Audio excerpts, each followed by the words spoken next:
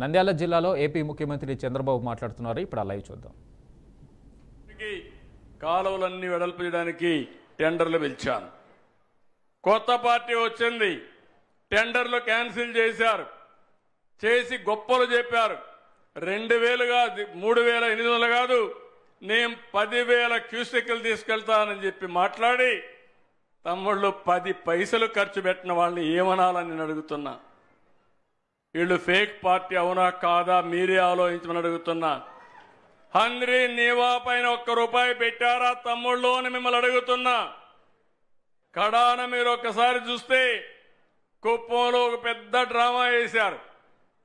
కాలువలో నీళ్లు లేవు, సినిమా సెట్టింగ్లు తయారు చేశారు, షూటింగ్ ప్రారంభమైంది. నీళ్లు వచ్చినట్టు ట్రాక్టర్లు తీసుకొచ్చి ట్యాంకర్లు తీసుకొచ్చి నీళ్లు వదిలిపెట్టి వీళ్ళు వెళ్ళంగానే నీళ్లు ఇంకిపోయినాయి. అలాంటి డ్రామాలు మీకు కావాలా అని మిమ్మల్ని అడుగుతున్నా.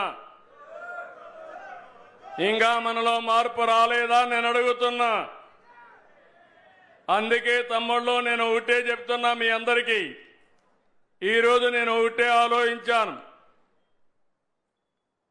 అన్ని ప్రాజెక్టులు పూర్తి చేసింది తెలుగుదేశం పార్టీ, ప్రాజెక్టుల్ని చెడబట్టింది వైఎస్ఆర్ కాంగ్రెస్ పార్టీ.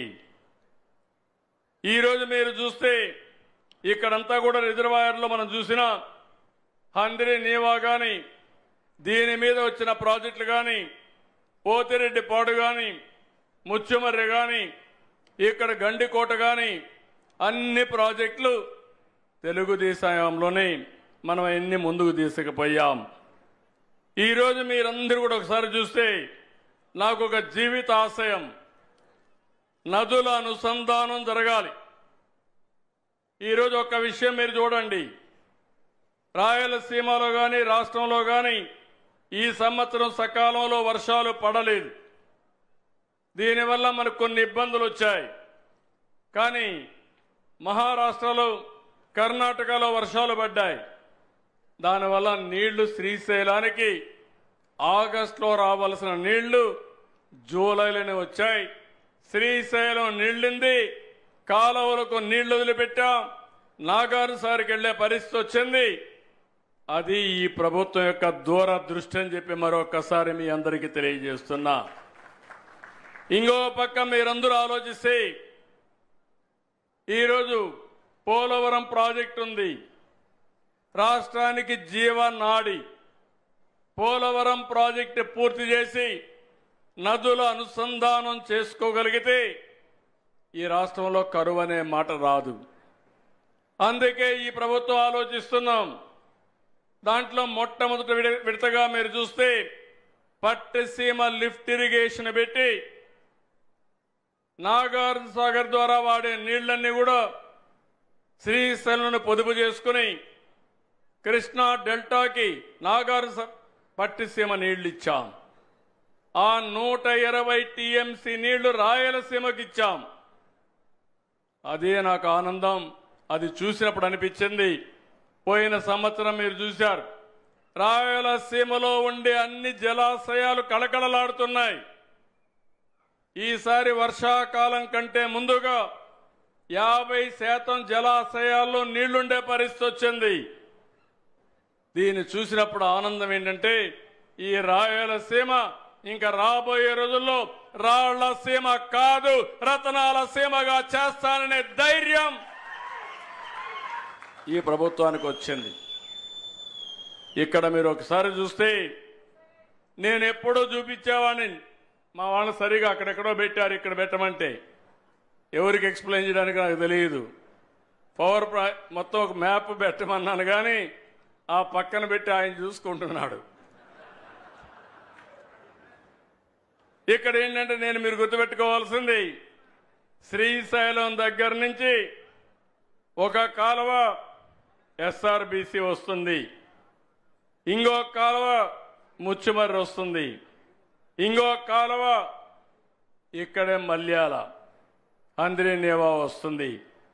ఈ 3 కాలువల ద్వారా మీరు నేరుగా చూస్తే ఏదైతే ఎస్ఆర్బీసీ నుంచి వచ్చేది నేరుగా బనకచెర్లకెళ్ళి అక్కడి నుంచి నేరుగా తెలుగు గంగ ద్వారా సోమశిల కందలేరుకి వెళ్తాయి. ఇంకో పక్క అందిని నీవా మీరు ఒకసారి చూస్తే ఇక్కడి నుంచి బయలుదేరి నేరుగా అనంతపూర్ కలుపుకుంటూ అదే మరిగా కర్నూలులో కూడా పత్తికొండ ఆలూరు ఈ నియోజకవర్గాలు నీళ్ళిచ్చి అక్కడి నుంచి నేరుగా చిత్తూరు వరకు వెళ్తుంది. గొల్లపల్లి, చెర్లోపల్లి, కడపలో శ్రీనివాసపురం, అడవిపల్లి ఇవన్నీ వస్తాయి. ఇంకో పక్క మీరు చూస్తే పెన్నా నది పైన పిఏబిఆర్ కానీ, మిడ్ పెన్నార్ కానీ, చాగల్లు బ్యారేజ్ కానీ, ఆ కిందన పైడిపాడెం, సిబిఆర్, వామికొండ, సర్వారాయ్ సాగర్ ఇవన్నీ కూడా వచ్చే పరిస్థితి వస్తుంది. ఇంకో పక్క మీరు చూసినప్పుడు ఏదైతే నేరుగా నగిరి గాలేరు పైన గండికోట, అవుకు, దానిపైన మైలవరం ఇలాంటి ప్రాజెక్టులన్నీ వచ్చి లాస్ట్కి పోయే కొద్దికి మళ్ళీ సోమశిల కందలేరుకు పోయి మళ్ళీ ఆ నీళ్లు తిరుపతి దాకా వస్తాయి. భవిష్యత్తులో ఓసారి ఆలోచిస్తే ఇక్కడ నుంచి నీళ్లు బయలుదేరి 600 టీఎంసీ 600 కిలోమీటర్లు ప్రయాణించి కడాన తిరుపతికి కూడా పోయే పరిస్థితి వస్తుంది. నీళ్లు శ్రీశైలం మల్లన్న దగ్గర మల్లికార్జున స్వామి దగ్గర నుంచి ప్రారంభమైన నీళ్లు సాక్షాత్తు ఏడుకొండలవాడు వెంకటేశ్వర స్వామి సమక్షానికి వెళ్లే పరిస్థితి వస్తుంది. రైతుల కష్టాలు తీర్చడమే కాదు, 2 దేవుళ్లను కూడా అనుసంధానం చేసే పరిస్థితి, జలహారతి ఇచ్చే పరిస్థితి వస్తుందంటే అది మనకుండే అదృష్టం అని చెప్పి కూడా నేను మీకు తెలియజేస్తున్నా. థ్యాంక్ యూ మా. కాబట్టి మీరందరూ గుర్తుపెట్టుకోవాల్సింది, ఈరోజు ఇలాంటి కార్యక్రమాలు వచ్చినప్పుడు మనం అందరం కూడా రాయలసీమ ప్రాజెక్టులన్నీ మనం పూర్తి చేసుకోగలిగితే, నిన్న కూడా జరిగింది ఒక మీటింగ్, తెలంగాణ ఆంధ్రప్రదేశ్కి ఒక మీటింగ్ జరిగింది. సమస్యలు ఎప్పుడూ ఉంటాయి, మీరు గుర్తుపెట్టుకోవాలి. రాజకీయాలు ఎప్పుడూ ఉంటాయి. ఎన్టీ రామారావు గారు ముఖ్యమంత్రిగా ఉన్నప్పుడు నీళ్లు ఇమ్మంటే తప్పకుండా రాయలసీమకు నీళ్లు ఇచ్చే బాధ్యత నాదంటే ఆనాడు నాయకులు కావాలని నీళ్లు కాదు కృష్ణాకి ఇచ్చే నీళ్లు నిలిపేసి మాకు నీళ్లు ఇమ్మన్నారు. ఆయన ఒకటే చెప్పాడు, మీకు నీళ్లు కావాలి, నీళ్లు ఇచ్చే బాధ్యత నాదని మొట్టమొదటిసారిగా బచావత్ అవార్డు ప్రకారం రాయలసీమకు నీళ్లు ఇచ్చిన ఏకైక నాయకుడు నందమూరి తారక రామారావు గారు. ఆ తర్వాత నన్ను కూడా చాలా ఇబ్బందులు పెట్టారు, మీరందరూ చూశారు. కానీ ఎప్పుడు కూడా నా సంకల్పం మంచి సంకల్పం, ప్రజల కోసం ఆలోచించే విధానం. ఎవరు ఎన్ని ఇబ్బందులు కలిగించినా కడాన ఇప్పుడే కేశవ్ గారు చెప్పినట్టు శాపాలు పెట్టినా, తిట్లు తిట్టినా, బూతులు తిట్టినా అవి నా మనసుకు రాలేదు. కానీ ఒకటే గుర్తుపెట్టుకోండి, క్లేమోర్ మైండ్స్ ఏమి చేయనప్పుడు ఇలాంటి వాళ్ళు ఏమి చెయ్యలేరు. అది నా దృఢ సంకల్పం. నేను ఆలోచించేది ఒకే ఆలోచిస్తున్నాను, నేను ఎక్కడున్నా మీరు బాగుండాలి.